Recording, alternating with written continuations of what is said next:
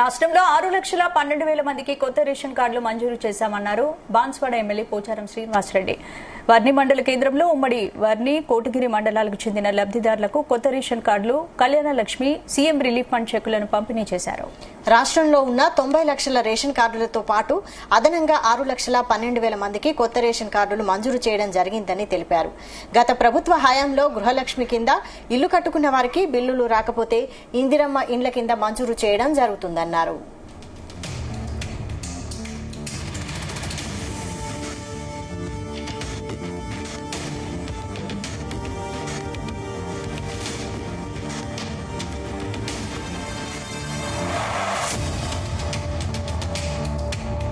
Pension కావాలన్నా తెల్ల ration card కావాలి,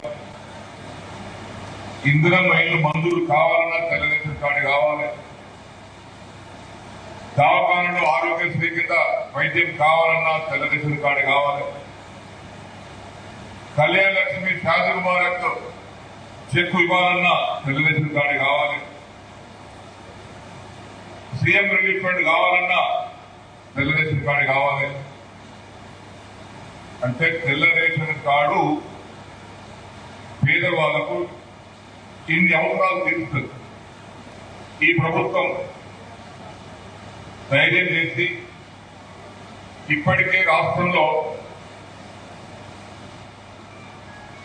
90 లక్షల మందికి తెల్ల రేషన్ కార్డు ఉన్నాయి ఇప్పటికే. కానీ గత 10 సంవత్సరాలుగా పేదవాళ్ళు ఎవరైతే కుటుంబాలు వేలబడ్డాయి,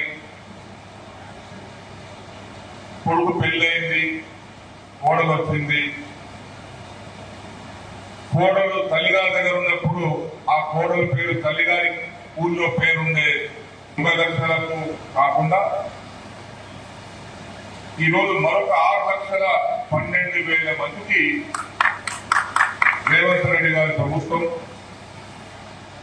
ఇన్ని రోజుల నుంచి పెండింగ్ ఉంది, వాయిదా పడుతూ వచ్చినాయి. ఉచిత బియ్యంతో కడుపు నింపుకోవాల్సినటువంటి పేదవాళ్ళు బ్లాక్ లో 40 రూపాయల కిలో బియ్యం కూడా తింటా ఉన్నారు.